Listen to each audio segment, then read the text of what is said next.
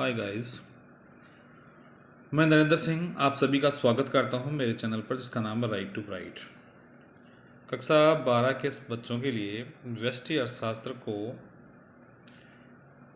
राजकीय उच्च माध्यमिक विद्यालय जमोरामगढ़ में मैं पढ़ा रहा हूं।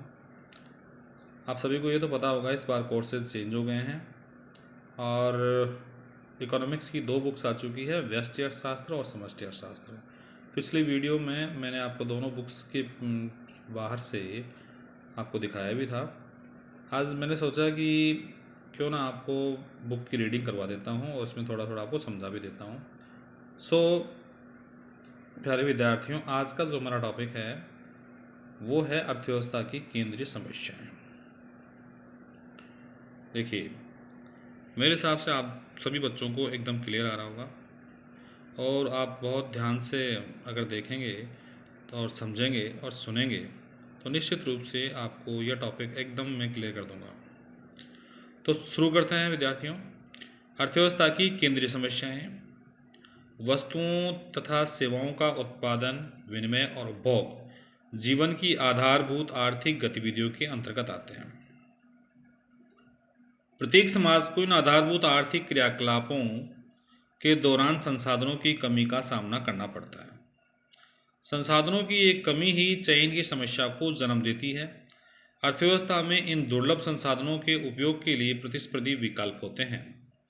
दूसरे शब्दों में, प्रत्येक समाज को यह निर्णय करना पड़ता है कि वह अपने दुर्लभ संसाधनों का किस प्रकार उपयोग करें। अर्थव्यवस्था की समस्याएं प्राय संक्षेप में इस प्रकार होती है। अब तक हमने पिछली 3-4 पंक्तियों में हमने पढ़ा कि वस्तुओं और सेवाओं का जो उत्पादन है, उनका जो विनिमय है, उनका जो उपभोग है। उत्पादन होता है, आप सभी जानते हैं, किसी भी वस्तु या सेवा में उपयोगिता का सृजन करना ही उत्पादन कहलाता है। विनिमय आप जानते हो, आदान और प्रदान, यानी वस्तुओं और सेवाओं का आदान प्रदान, एक के बदले किसी दूसरी वस्तु या सेवा का आदान प्रदान विनिमय कहलाता है।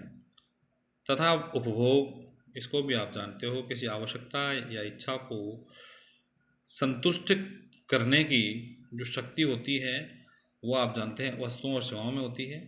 और जब हम किसी वस्तु की उपयोगिता का पूर्ण रूप से उपयोग कर लेते हैं, मीन्स अपन उसको उपभोग कर लेते हैं। और भी साधारण शब्दों में किसी वस्तु या सेवा का क्रय करना उपभोग कहलाता है और उससे अपनी आवश्यकता को संतुष्ट करना उपभोग कहलाता है। उत्पादन, विनिमय और उपभोग जीवन की आधारभूत आर्थिक गतिविधियों के अंतर्गत आते हैं। यानी हमारे जीवन के अंदर उत्पादन, विनिमय और उपभोग ये बहुत ज़रूरी है, आधारभूत है। प्रत्येक समाज को इन आधारभूत आर्थिक क्रियाकलापों के दौरान संसाधनों की कमी का सामना करना पड़ता है। इस लाइन का क्या अर्थ है?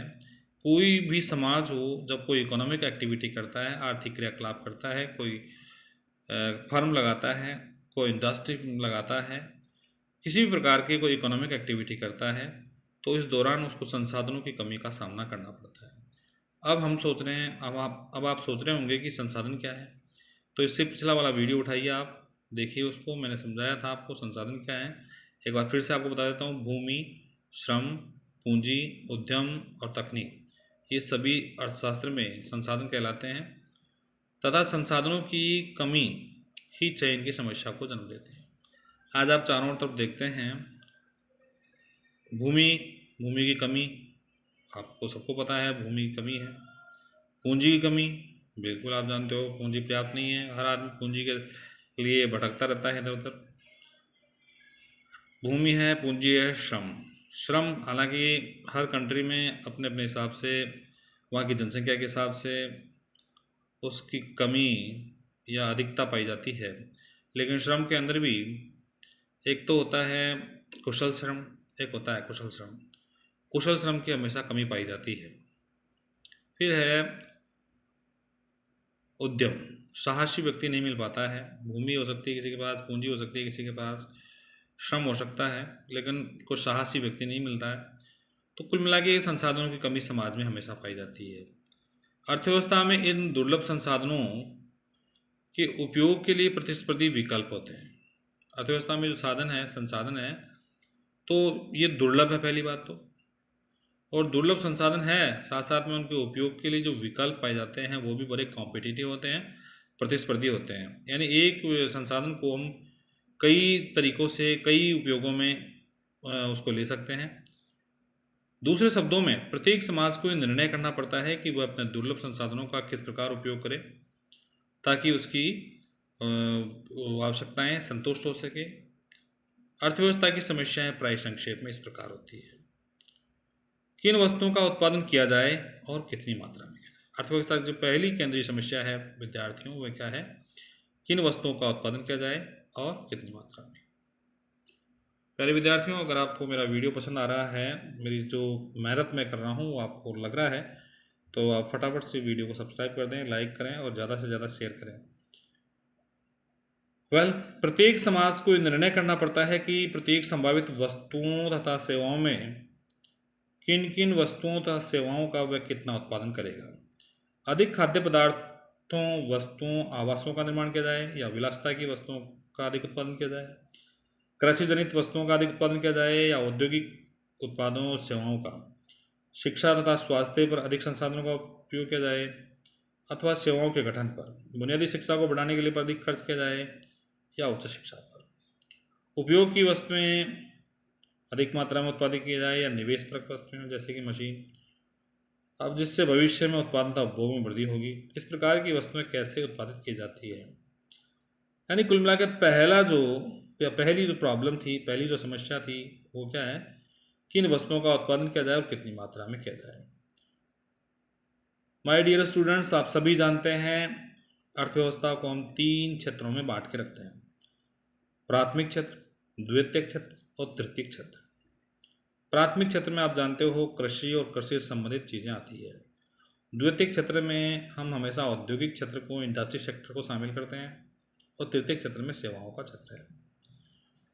अभी तक जो आपने ऊपर की 5-7 पंक्तियाँ पढ़ी उसमें आपने क्या देखा कि किन वस्तुओं का उत्पादन किया जाए और कितनी मात्रा में किया जाए। यानी प्राथमिक क्षेत्र की वस्तुओं का उत्पादन करें, कृषि से संबंधित, या द्वितीयक क्षेत्र यानी उद्योग धंधे लगाएं, या किसी सेवाओं का उत्पादन किया जाए।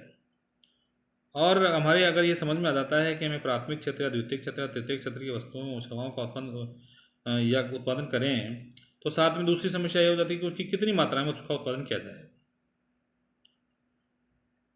दूसरी समस्या, इन वस्तुओं का उत्पादन कैसे करते हैं।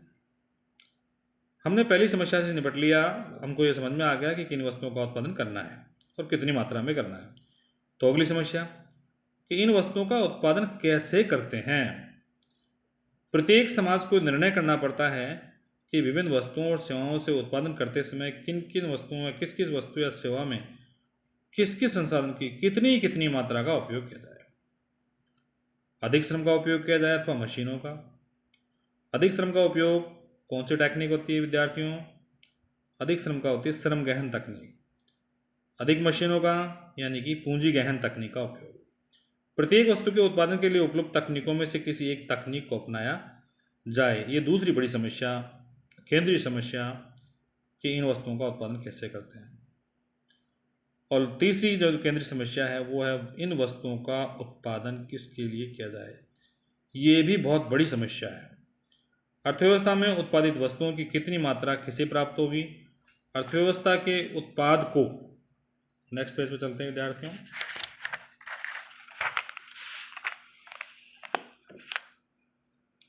व्यक्ति विशेष के बीच किस प्रकार विभाजित किया जाए, किसको अधिक मात्रा प्राप्त होगी, किसको कम, यह सुनिश्चित किया जाए अथवा नहीं कि अर्थव्यवस्था की सभी व्यक्तियों को भोग की न्यूनतम मात्रा उपलब्ध हो। आपको आजकल आप देखते भी हो, क्या प्रारंभिक शिक्षा तथा बुनियादी स्वास्थ्य सेवा जैसी सेवाएं अर्थव्यवस्था के सभी व्यक्तियों को निःशुल्क उपलब्ध कराई जाए।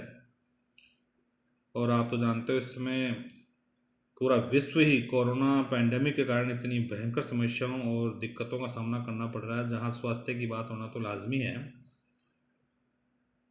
अतः प्रत्येक अर्थव्यवस्था को इस समस्या का सामना करना पड़ता है कि विभिन्न संभावित वस्तुओं और सेवाओं के उत्पादन के लिए दुर्लभ संसाधनों का विनिधान कैसे किया जाए